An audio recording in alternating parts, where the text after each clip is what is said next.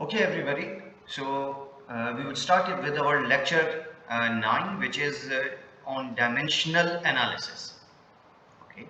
So in this lecture, what we are going to study, the first component would be dimensional homogeneity. The second component would be Buckingham Pi method, and the third component of our class today of this topic would be similitude or similarity. That would be other part. So call it similitude,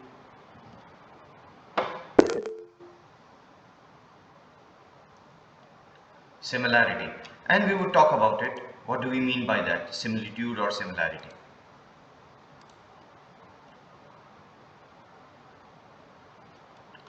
Okay, I'm getting this Newton's. Okay, yes, Ankur. Newton's law of viscosity.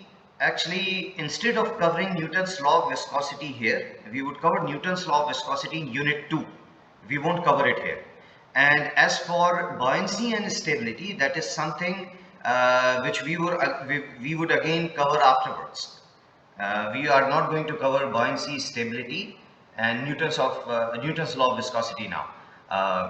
Actually, for Newton's law of viscosity, I still need to do a little part of Unit 2, and then you would see that it becomes more natural, because viscosity comes into play when there is some kind of motion.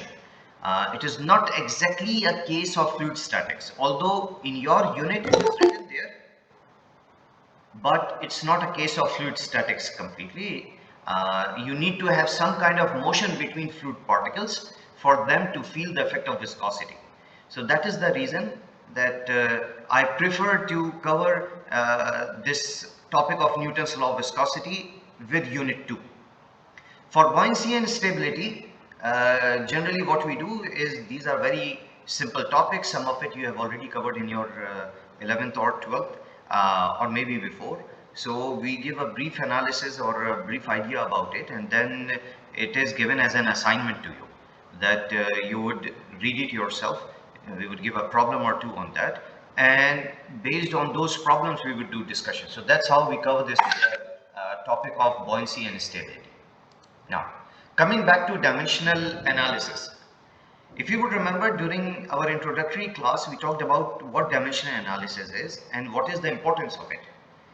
Mechanics के अंदर में अगर आप कोई भी काम करने जा रहे हैं, तो डायमेंशनल एनालिसिस के साथ में वो बहुत आसान हो जाएगा. अगर आपको डायमेंशनल एनालिसिस का idea, if you know what dimensional analysis is, then it makes your life much more easier, and it makes your study much more sensible, uh, and we would see how that happens. Okay, so let's talk about the first component of dimensional homogeneity. Dimensional homogeneity means that if you have an equation such as what I have written here, a multiplied by b is one component of my equation. I'm looking at the LHS, and then I have c square is equal to d. Let's say this is something which is written. Now let's think about that this is a let's say just a mathematical expression, and let us say that these are just simple variables. Then do you think this equation makes sense to you? A into b, a multiplied by b plus c square is equal to d. So let's say this could be xy plus z square equals to 20. It can be something like this.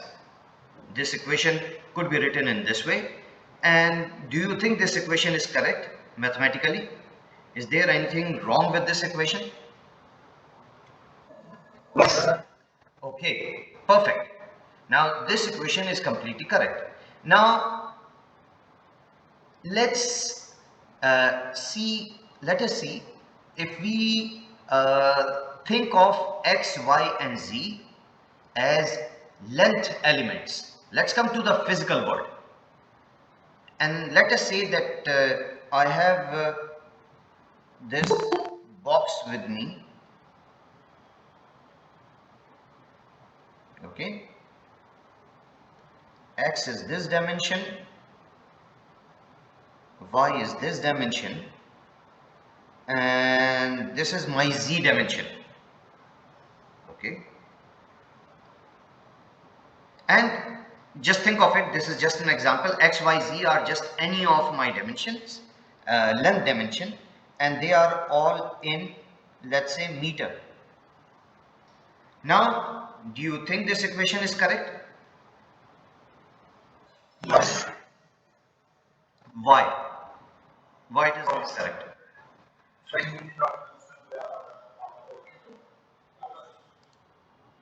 Okay.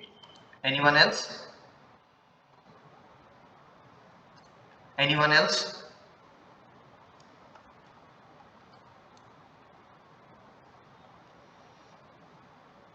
Yes. I would like to get an idea from someone else also. Uh, Azjad Ali Khan. Azjad Ali Khan. जी, क्या लगता है अजद, ये equation सही क्यों नहीं है?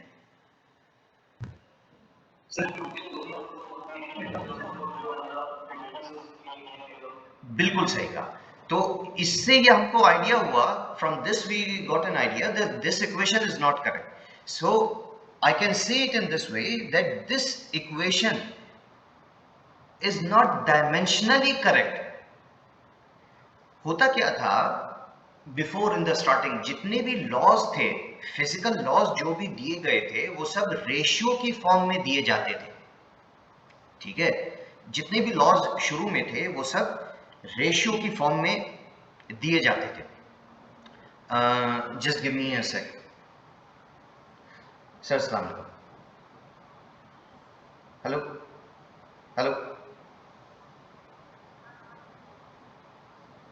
Okay, just around call. जितने भी लॉज थे पहले, वो सब रेशियोज की फॉर्म में दिए जाते थे कि this is proportional to that, proportionality के साइन के साथ दिए जाते थे। फोरियर साहब जो थे, उन्होंने ये बात स्टार्ट की थी कि लॉज को हम इक्वेशन की फॉर्म में दें, यानी एलएचएस साइड पे कुछ होना चाहिए, आरएचएस साइड पे कुछ होना चाहिए, और कुछ एलिमेंट्स हैं वो एक दूसरे में ऐड होना चाहिए, ताकि ये कांस्टेंट ऑफ प्रोपोर्शनैलिटी निकाला जा सके। जैसे कि हुक्स लॉ के बारे में बात करते हैं, you already know about Hooke's law, and it gives a relation between stress and strain. So you can find this constant,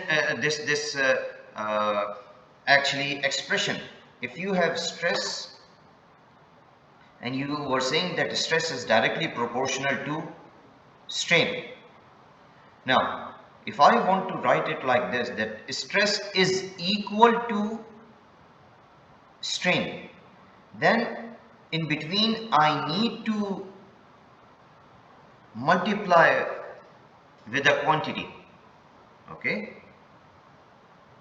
and it was constant of proportionality. Now we can find this quite easily now. So Fourier started it from the very first time, and there were few others who also gave this kind of idea, and after a long battle this idea was accepted that instead of simply giving laws in terms of ratios, we can give laws in terms of equations, and from there this idea of dimensional homogeneity came. कि कोई भी physical अगर equation है, आपको उसको check करना है, to start with this is how you check. और इवन अगर आपको कोई इक्वेशन याद नहीं आ रही है, आप भी कभी कोई इक्वेशन लिख रहे हैं और आपको याद नहीं आ रहा है, एक आध टर्म में लग रहा है गलती हो रही है, तो ये प्रिंसिपल ऑफ डायमेंशनल होमोजेनिटी बहुत ज़्यादा हेल्प करता है ये देखने में कि सबकी यूनिट्स बराबर आ रही हैं कि नहीं आ रही हैं। लेट्स से सारे एलिमेंट्स हमारे पास for this particular example metre square में होने चाहिए, दूसरी साइड में मुझको सिर्फ 20 लेट्स से लिखा हुआ दिखाई दे रहा है, या यहाँ पे ये नहीं था, I would have written it xy plus z square is equal to d, let's say only, and again d is something I would say that all the variables are in meters, तो sense नहीं बनता है, यहाँ पे d नहीं बल्कि d square होना चाहिए था, तो डायमेंशनली होमोजीनियस इक्वेशन मेरी होगी। तो dimensional homogeneity is the first thing, ठीक है। अगर कोई इक्वेशन डायमेंशनली होमोजीनियस नहीं है तो वो सेंस ही नहीं बनाती। So this was the first idea in dimensional analysis, and this helps you a lot in seeing that the equation you come up with, equations आपके पास किस तरीके से आती हैं। आप लेट्स से फिजिकली कोई फिनोमेना ऑब्जर्व कर रहे होते हैं या आप एक्सपेरिमेंट्स कर रहे होते हैं, एक्सपेरिमेंट्स करके आपके पास में रीडिंग्स आती हैं, उन पे आप कोई कर्व फिट करते हैं, ठीक है, और उस कर्व की इक्वेशन निकालते हैं। That's how you find your equations. When you would start your lab in second year, you would see this principle and you would get an idea that how this thing is done. So dimensional homogeneity, that's the first aspect. Okay, the next aspect of dimensional analysis is Buckingham pi method, and what that is. अब ये तो समझ में आ गया कि equation जो भी आपके पास में आनी चाहिए वो डायमेंशनली होमोजेनियस होनी चाहिए, we already know about it, and we also talked about it कि one way to obtain that equation is to observe the physical phenomena, to observe the physical phenomena. The other way to say it is to do experiments on a physical phenomena. And how do you do that? आपको कोई चीज observe करनी है, ठीक है। Let's say एक example हम लेके चलेंगे इसके अंदर में। एग्जांपल हम ये लेते हैं कि हमारे पास में कोई स्फीयर है, कोई बॉल है। Just give me a second, I will give you a good example.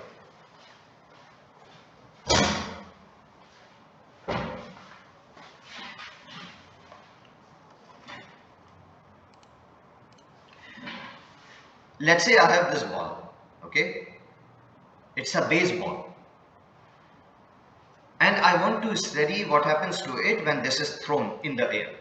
Okay, what are the physical laws through which it is governed, and more than that, for a physical application I am interested in कि ये जब मैं फेंकता हूं तो इसकी speed जो हल्के हो जाती है आगे जाते में, क्या वजह है और वो कौन से फैक्टर्स हैं जिससे इसकी स्पीड हल्की होती है। And in sports, you would find that there are different kind of balls being used. Let's say this is a baseball, then you have a cricket ball, you can have a tennis ball, you can have a golf ball, things like that. So that's what I want to find out. ये phenomena मैं observe करना चाहता हूँ. Now what is the way to do that? I would have to do multiple experiments on it. ठीक है, तो from you I just want to get an idea कि हमने हाइपोथेसिस एक लेके चला, हम एक केस लेके चलते हैं कि हमारे पास में एक स्फीयर है, think of it as a ball, and I am throwing it, okay, and I am interested in finding out that what is the force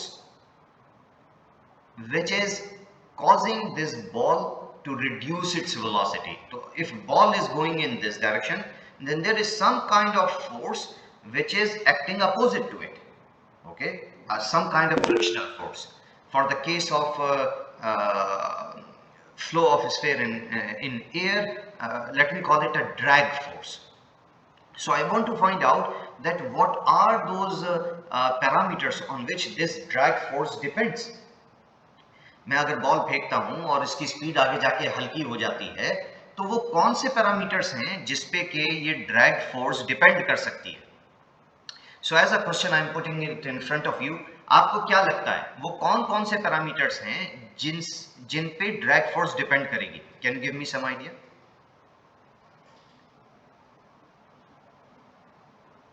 Dipendra Singh,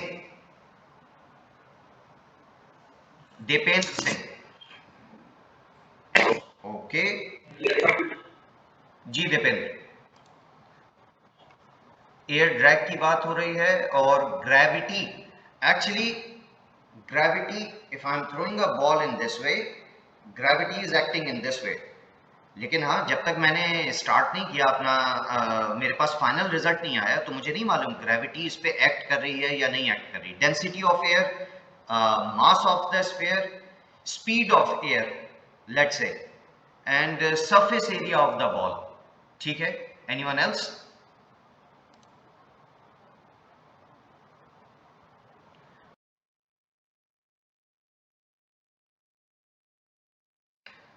These are all the parameters on which my drag force is dependent.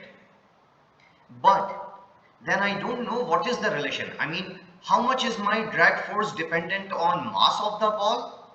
Is it the same dependency as if as the dependency of density of air? यानी जितना मेरी drag force mass पे ball की depend करेगी, क्या उतना ही density of air पे भी डिपेंड करेगी, या दुगना होगा, या क्या रिलेशन होगा, ये मुझको अभी नहीं मालूम. इसके लिए मुझे एक्सपेरिमेंट्स करने पड़ेंगे. ठीक है. And think about it in this way. Let's say आप लोगों ने तो कई सारे पैरामीटर्स बता दिए. मुझको ग्रेविटी बताया, मास ऑफ द बॉल बताया, सरफेस एरिया बताया है, और डेंसिटी बताया है. 4 velocity of the air. Let's say मान लीजिए मैं कह देता हूं कि नहीं भाई हम एक को निगलेक्ट कर दे रहे हैं, वेलोसिटी ऑफ द एयर है ही नहीं, बिल्कुल शांत एनवायरनमेंट है जिसमें. तो I have around 5 parameters to start with, और हो सकता है और लोग और पैरामीटर्स के बारे में भी कह देंगे, but I have at least 5 parameters to start with. Now just imagine how many experiments would I have to do. Okay, so look at it in this way. Just look at it in this way.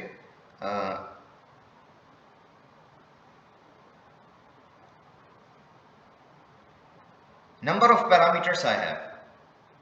You said, let's say A, B, C, D, E are my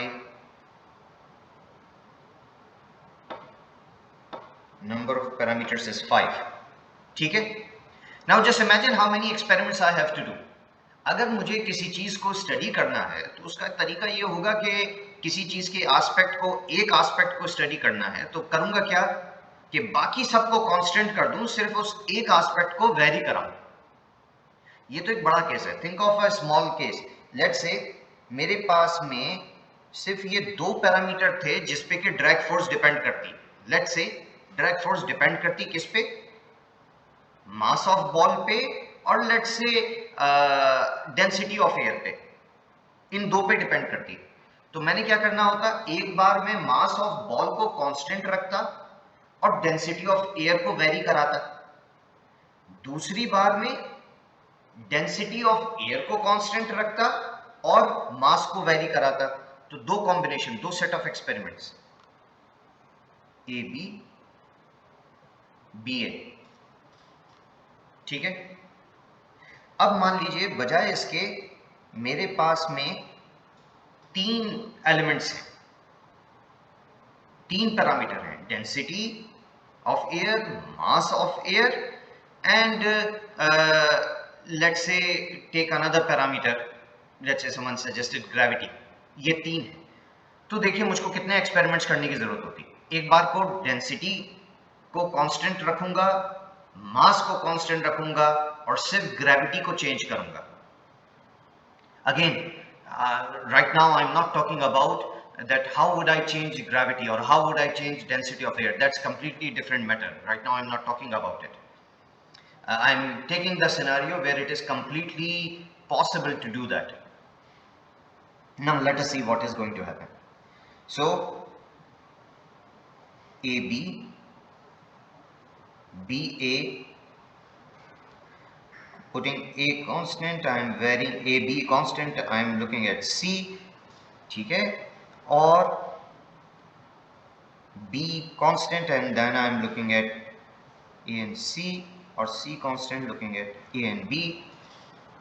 And not just that, there would be other parameters also, other combination also. And this is something which you have already studied in your mathematics, I think in your 12th, and this is what we know as permutation combination. तो अगर 3 components हैं, then you can find out how many combinations can be made. In reality, what you would find out that you have 2 to the power n set of experiments which you would have to do. So let's say if there were 2 variables, then 2 to the power 2 you would have to do. If 3, 2 to the power 3. Actually, sorry. If you have 2 variables, then it is 2 into 1. If you have 3 variables, then it would be 3 into 2 into 1. If you have 4 variables, then it is 4 into 3 into 2 into 1. These would be the number of experiments which you will have to do. तो जैसे जैसे आपके variables बढ़ते चले जाएंगे, number of experiments जो आपको करने होंगे वो बहुत ज्यादा बड़े होते चले जाएंगे. और another case could be that sometimes it is physically not even possible to change all the variables. It's not possible all the time.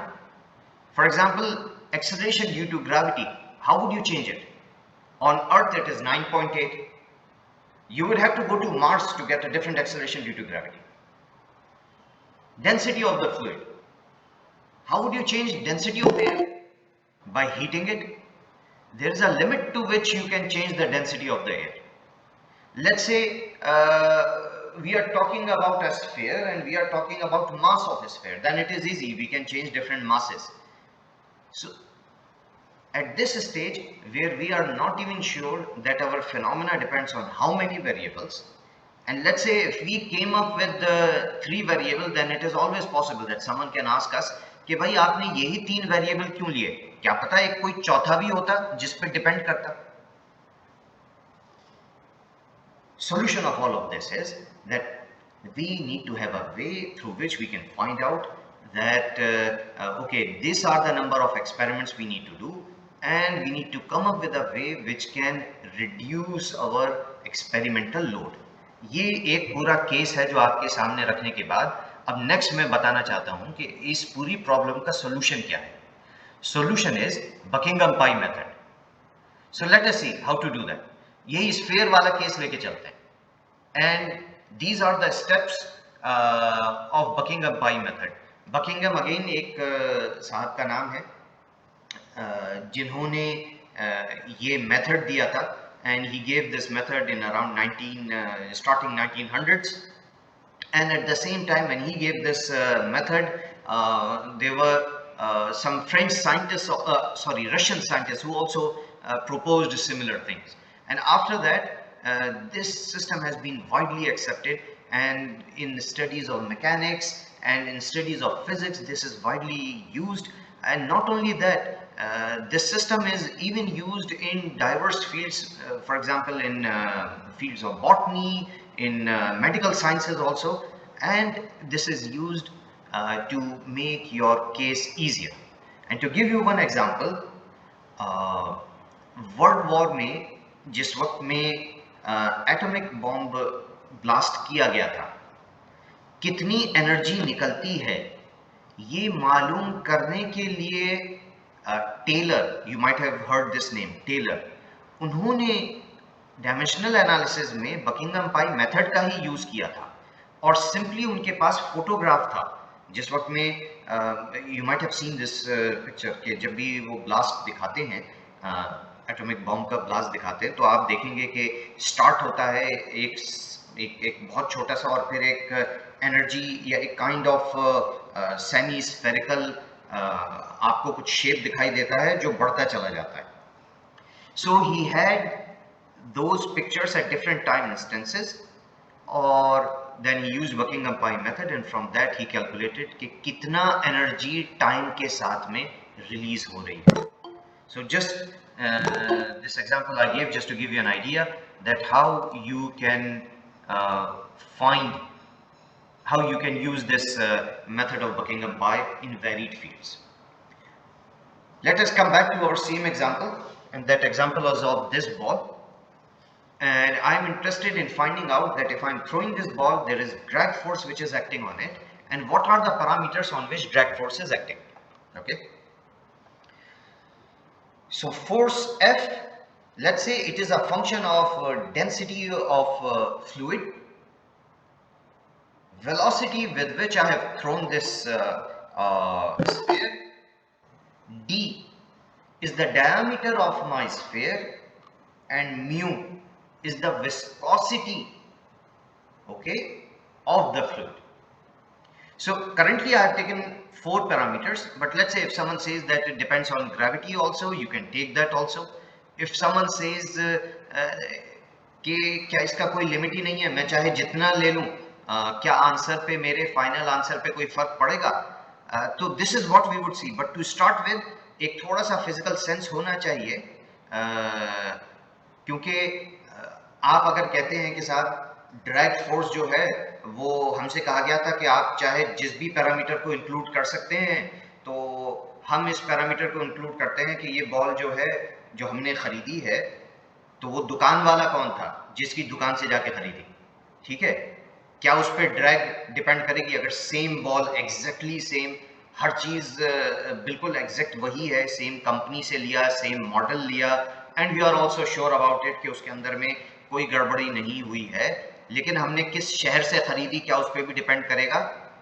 तो there is some method to this madness. ऐसा नहीं है कि कोई भी पैरामीटर ले लें, लेकिन हाँ, those parameters which you think could affect can be taken without worrying about that in my final outcome would they have any impact or not.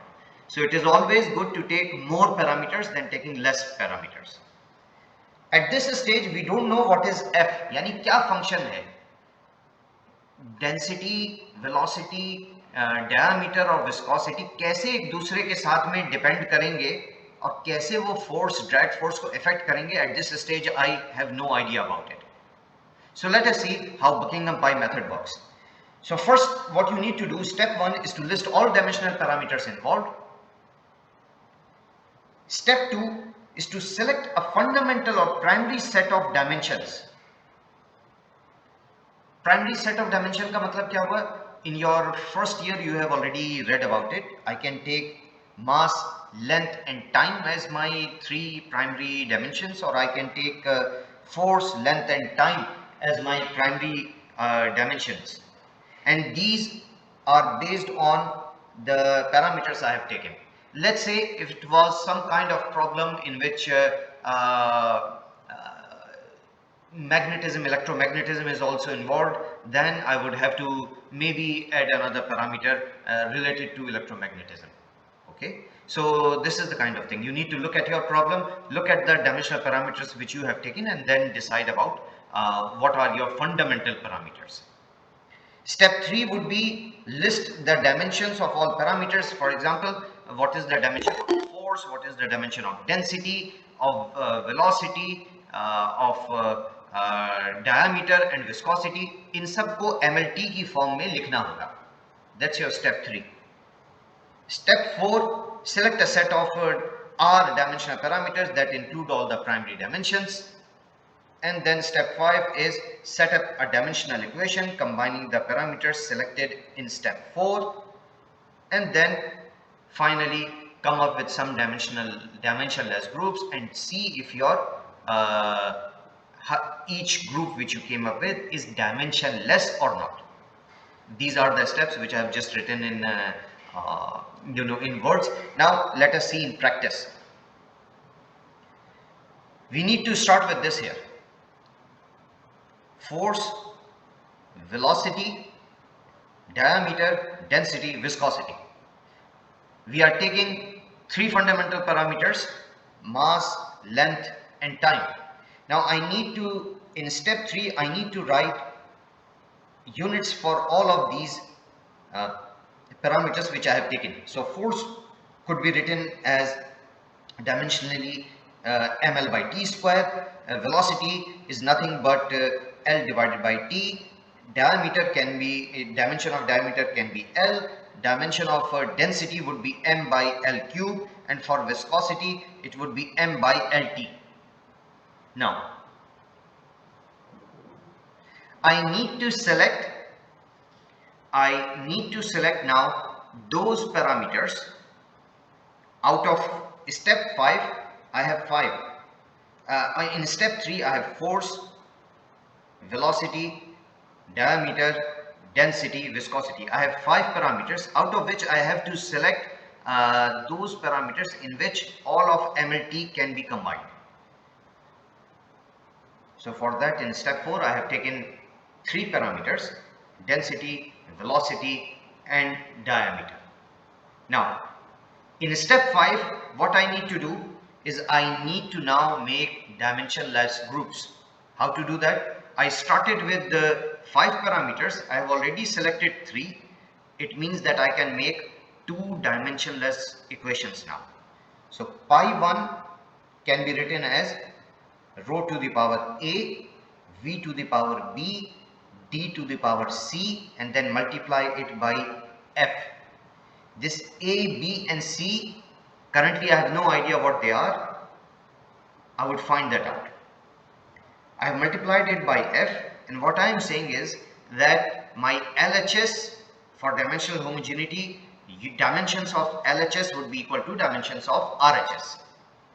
And this in itself is a dimensionless equation, meaning by, I would write it in this way, that m by L cube to the power A, L by T to the power B, L to the power C, and then multiply it by force, which is ml by T square. This is equal to pi 1 is nothing but something which is dimensionless. So m to the power 0, L to the power 0 and T to the power 0.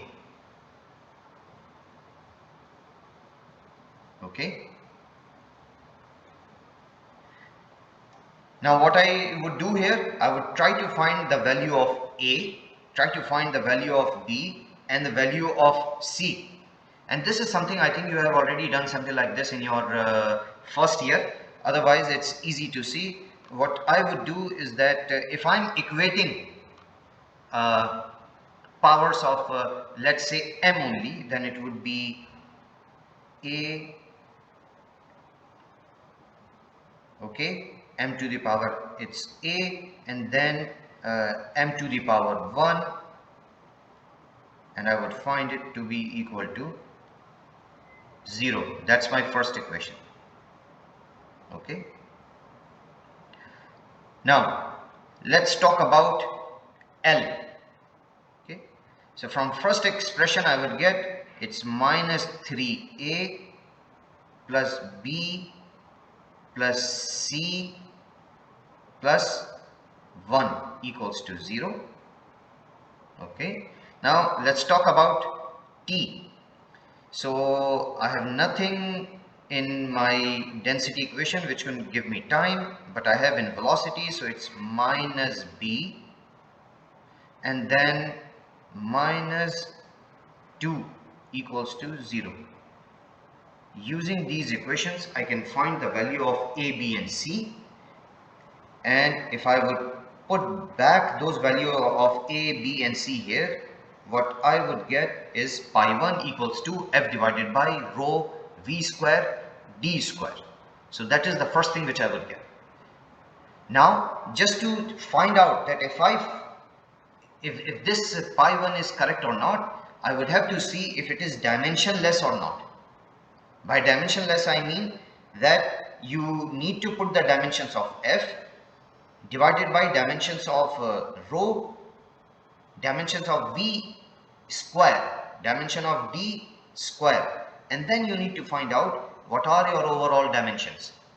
Okay, it should be m to the power 0, L to the power 0, T to the power 0. If that's the case, then you found out your pi 1 is correct. Now second pi group, again you would take 3 arbitrary values for rho to the power D, V to the power E, D to the power F, and then you were left with viscosity, multiply it with that, and then again you would find a value for DEF and you would put them back here in this equation, and what you would get is pi 2 would be equal to viscosity divided by rho V and D.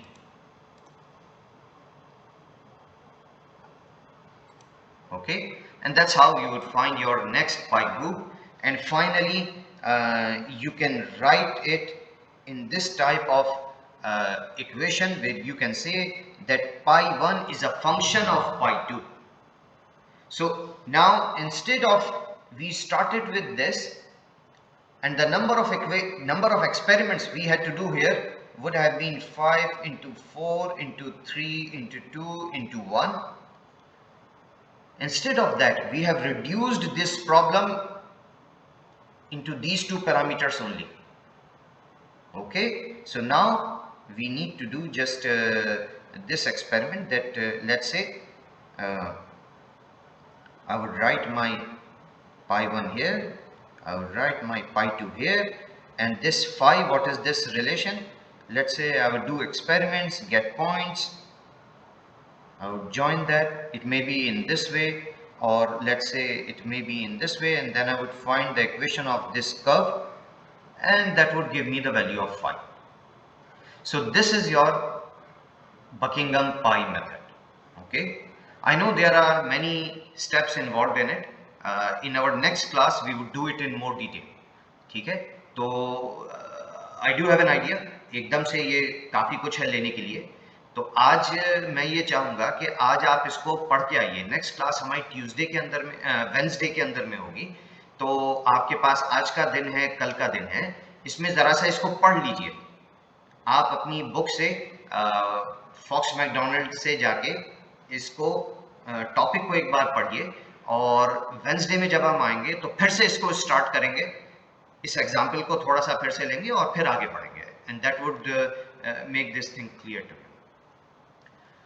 Okay.